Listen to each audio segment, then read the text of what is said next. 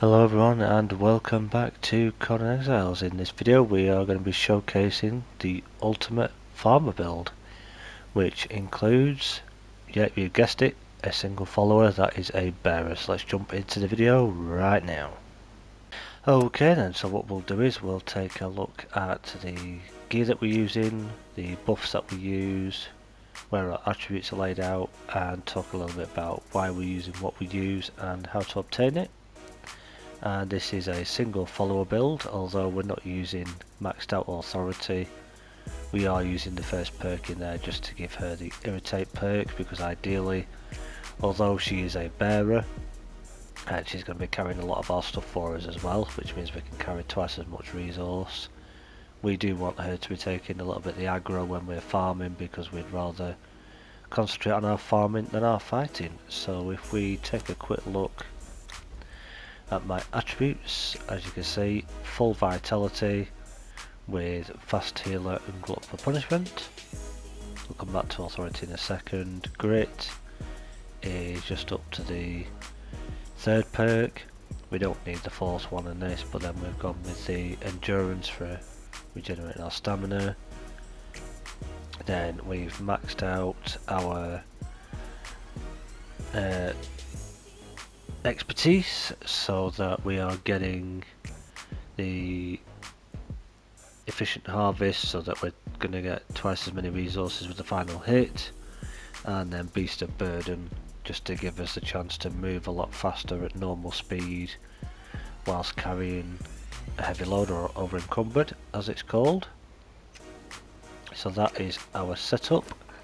We can also use the lasting feast. We can take a piece of this, which, before I change to that, if I just go to my stat sheet here and we scroll down, as you can see at the very bottom there, our total carry weight is currently 541, and we're getting some of these from our attributes, and then carry weight from items, which is due to one of the items that I'm wearing as well, with the armour, which is a different piece to what I would normally use, but it kind of works the best, as you'll see with this setup. Then if I take a piece of the lasting feast, as we can see there, it's increased our carry capacity.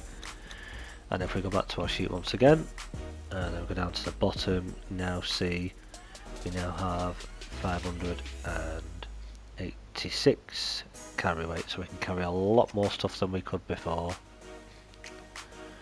So that is the stats, and the armour that I'm wearing is the bearer pack, which was crafted with a tier 4 armourer just to give it a bit more armour value, and this gives us a carry capacity of plus 51, so that's really good. Instead of using an armour headpiece, we're using this one. Then for the chest, we're using the perfected heavy, and that's giving us a bit of strength weapon boost plus agility weapon boost, even though we're a strength build, so it kind of helps out for both. Same again with the hands and the legs, and then with the feet we are actually using the War Mammoth boots, which are heavy armor. Once again, they are legendary, and they give us, as you can see, quite a sizable 45 carry capacity there. And the War Mammoth boots are obtainable by killing the various bosses in the unnamed city, which is this area all around here. If you keep killing all the different bosses in here, then eventually one of them should hopefully drop them for you. But until you manage to get hold of those, you can quite easily still use the perfected heavy boots if you want to use those.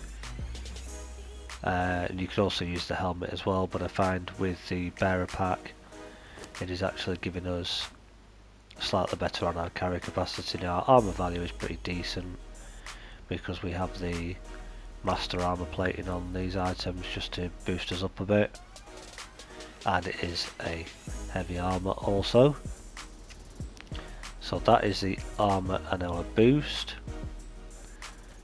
And then if we take a look at our friend here, this is how she leveled up. You can obviously swap these perks around if you wanted to, but she's been using the exquisite stew for the extra boost to her strength and health. And as you can see there, she got a plus 25 in her vitality, a plus 10 to her strength, which means she's got a pretty decent 13,500 health, which is pretty good. She is a named bearer, and even though this one is called Faye, this is actually Aina the Light, I do believe, which has a chance to spawn at many of the bearer spawns around the map. You could use any bearer, Considery a Feather Step, Pella the Well Travelled, it doesn't matter who they are, you could use either of them.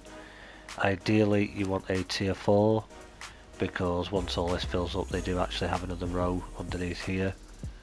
So by the time you give them a weapon and some food, there will be 2 squares down, but they'll have an extra line underneath and be able to carry a lot more stuff for you. And then if we take a look at her armour, she's wearing my usual follower setup, which is the Redeemed Legion helmet, the Void Forge chest, Godbreaker grips, and the new upgraded setup for the legs and feet now, which is the Pictish Warchief leggings and the Pictish Warchief boots, which are both giving her strength bonuses. Again, this was all crafted with a tier 4 shield right armourer and given the bolt plating just to give her a bit more armour value. And then for her weapon, she's using momentum with a master weapon fitting.